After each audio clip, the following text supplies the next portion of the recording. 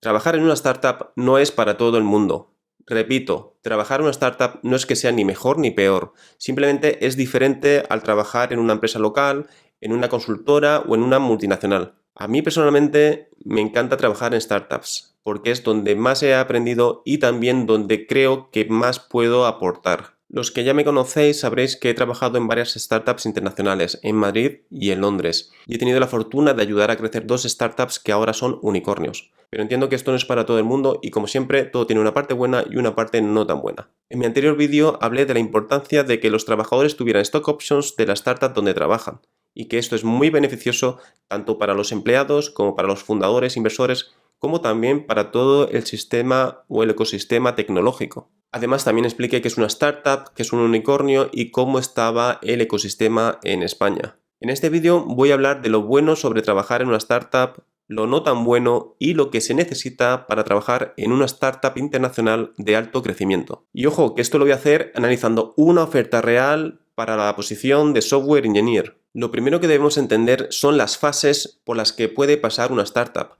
ya que no es lo mismo trabajar para una startup en fase inicial que trabajar para una startup que está en las últimas fases. Así que podemos decir que una startup puede pasar por 5 fases o etapas. En la fase semilla, los fundadores básicamente intentan desarrollar la idea. Prácticamente van a tener su propia inversión o la inversión de lo que se llama las 3 Fs.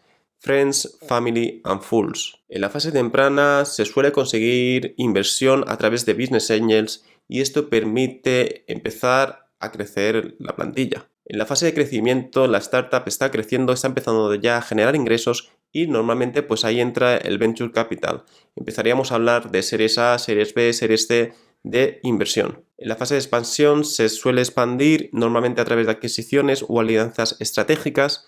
Sigue habiendo Venture Capital, pero también es normal pues conseguir más financiación a través de Private Equity. Y en la fase de salida lo que se quiere es dar un éxito o una salida a dicha startup, normalmente a través de una IPO en bolsa o también puede ser que otra empresa la adquiera. Pero bueno, esto no siempre tiene por qué ser así. Ahora déjame contarte qué es para mí lo bueno y lo no tan bueno de trabajar para una startup. Primero, vas a aprender muchísimo, sí o sí. Una startup no se puede quedar atascada por mucho tiempo. O crece o se muere. Está constantemente en evolución y en crecimiento. Y los retos técnicos son enormes. En startups en fases iniciales está todo por hacer. Y en startups en fases intermedias o avanzadas está todo por rehacer y por escalar. Segundo, tienes mucha capacidad de impacto. En una startup no eres un número como podría pasar en algunas multinacionales que son gigantes, hay un montón de procesos burocráticos y demás. Si eres una persona ambiciosa y con ganas de crecer, en una startup, por su propia naturaleza, lo vas a poder hacer. Tercero, tienes mucha autonomía. De hecho, lo que se espera en una startup es que tomes decisiones, es decir, no esperes a que alguien venga y te diga cómo se tiene que hacer todo. Tú puedes proponer cosas e incluso hacerlas siempre consensuadas con el equipo. 4. Te vas a sentir que formas parte de la empresa, sobre todo si los fundadores te hacen sentir como tal. Como dije, una buena manera de hacer sentir a los empleados que forman parte de la empresa es haciéndolos parte de la empresa, es decir, pues dándoles stock options o acciones. Este sentimiento de pertenencia para mí es súper importante y esto solo me ha pasado trabajando para startups. Y 5. El ambiente laboral en una startup normalmente es muy bueno. Dado que las personas que trabajan en una startup suelen compartir los mismos valores, las mismas pasiones, ganas de crecer, de aprender, etc., pues al final se forma un grupito de gente muy interesante. A mí el ambiente que hay en una startup me gusta mucho. Aparte que, bueno, se suele trabajar muy bien en equipo y se crean buenas relaciones. Pero bueno, hay que ser objetivos, así que os voy a comentar qué son para mí las cosas no tan buenas de trabajar para una startup. 1. Incertidumbre. Creo que os comenté en un vídeo que estuve trabajando para una startup muy pequeñita de Londres que estuvo a un mes de quebrar. Vamos, nos hablamos por los pelos. Pero bueno, esto suele pasar en las primeras fases de una startup. Luego ya una vez que va, pues, tomando clientes, series de inversión, etcétera, al final esta incertidumbre va desapareciendo en cierta medida conforme la startup va creciendo. Pero bueno, a mí esto sinceramente la verdad es que no me preocupa, porque estamos en un momento en el que hay 0% de paro en nuestro sector.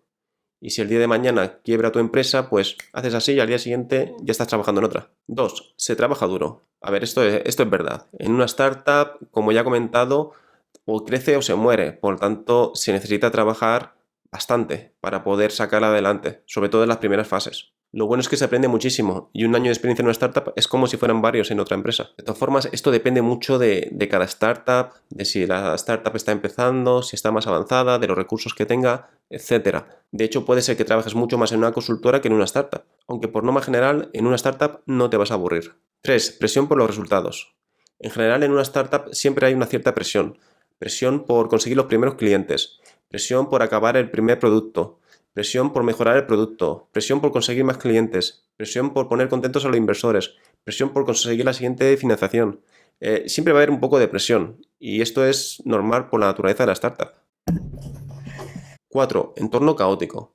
Las startups siempre están creciendo, evolucionando y muchas veces pivotando. Es normal por su naturaleza cambiante. Un día trabajas en una cosa y al día siguiente se ve que no funciona y tienes que trabajar en otra. Sobre todo en startups pequeñitas, pues tendrás que hacer varios roles o incluso multitarea. 5. Salarios y recursos podrían estar limitados. Esto sobre todo suele pasar en startups de nueva creación, donde todavía no han tenido una buena ronda de venture capital. Es normal, cuando los fundadores aún no han conseguido una buena inversión, pues prácticamente de su dinero tienen que pagar nóminas, recursos, ordenadores, material, oficinas, lo que sea. Hay un mito por ahí que se dice que las startups siempre pagan menos.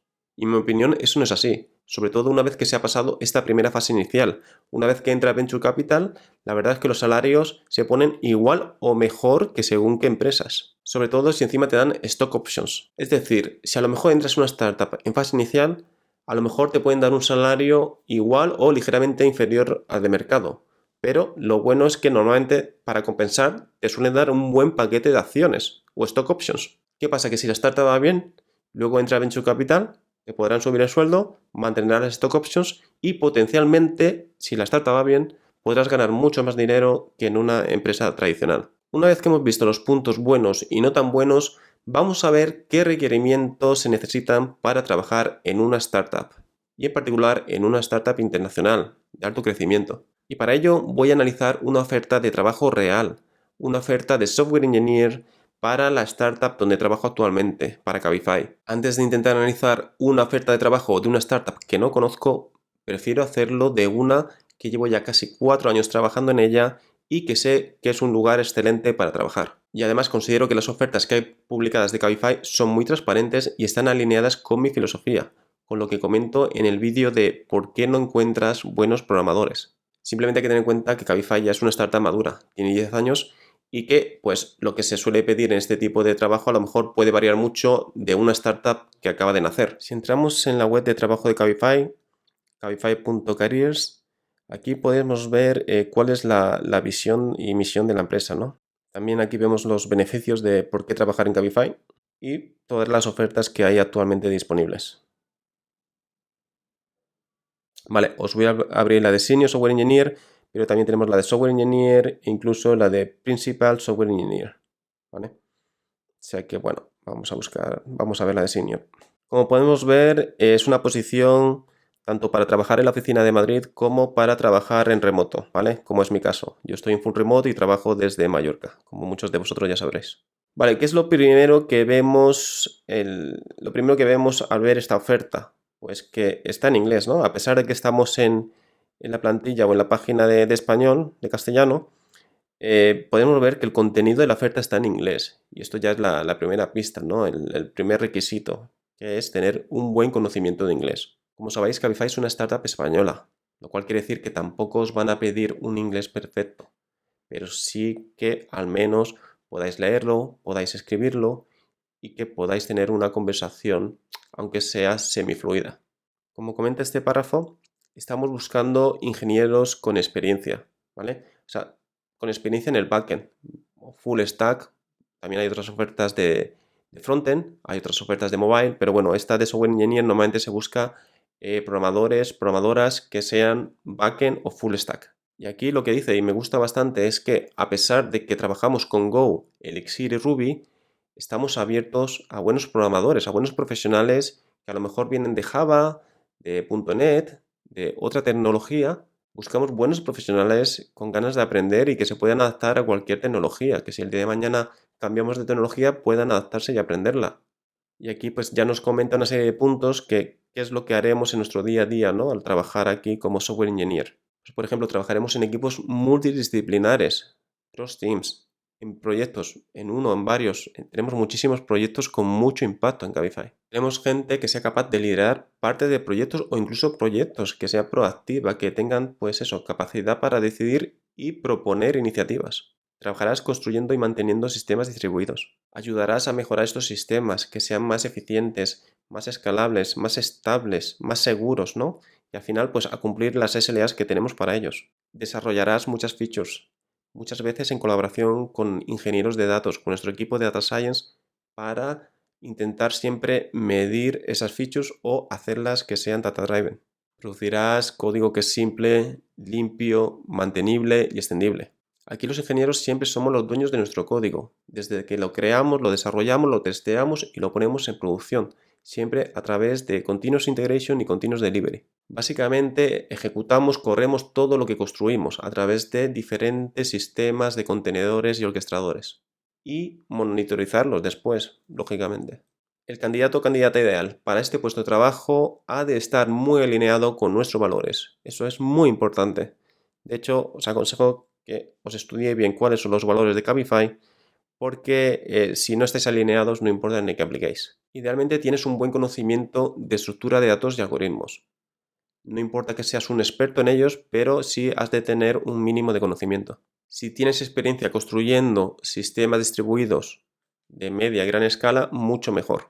Por supuesto, buscamos gente que sea capaz de hacer un buen diseño de código y que también tenga conocimientos de patrones de arquitectura.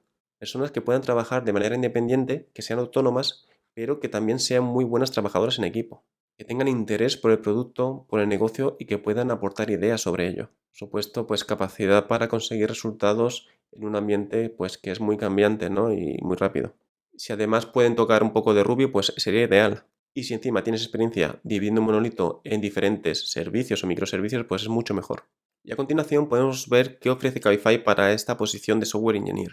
Una de las cosas que podemos ver es que ofrece un rango salarial. Como comenté en uno de mis anteriores vídeos, para mí esto es bastante importante, ¿no? El ofrecer esta transparencia, saber qué es lo que puedes ganar si aplicas para este trabajo. Aquí en esta oferta, como es para Senior Software Engineer, se muestra estos dos rangos, pero tener en cuenta que también hay un rango por debajo, que sería la de Junior, y un rango por encima de Senior, que sería la de Principal, ¿vale? Simplemente tener en cuenta que aquí no están. Cabify también ofrece planes de stock options para empleados, y es una cosa que a mí personalmente me gusta bastante, como comenté en mi anterior vídeo. Como he comentado, las oficinas centrales de Cabify están en Madrid, que por cierto son una pasada, pero si vives en otra parte de España o del mundo, pues también es posible trabajar como remoto, ¿no? Como estoy yo, full remote. Además tenemos otros beneficios, ¿no? Como ticket de restaurante, transporte, seguro privado, fisioterapia. Bueno, aquí cada uno puede elegir un poco. Y bueno, esto es un poco lo que os quería enseñar, ¿no? Una oferta real, en este caso de Cabify, la empresa donde trabajo, para que veáis un poco lo que piden, ¿no? En una startup. Aunque sí que es verdad que podría variar esto dependiendo de, como he comentado, ¿no? Dependiendo de la empresa, dependiendo de si está en una fase temprana, una fase no tan temprana, etcétera. Si te ha gustado este vídeo, te agradecería que me dieras un like y que te suscribieras al canal si aún no lo has hecho. También me gustaría que me escribieras un comentario diciendo si trabajas en una startup o si no, y el por qué sí o por qué no te gustaría trabajar en ella. Y esto es todo por hoy. Gracias por verme y nos vemos en el próximo vídeo. Hasta luego.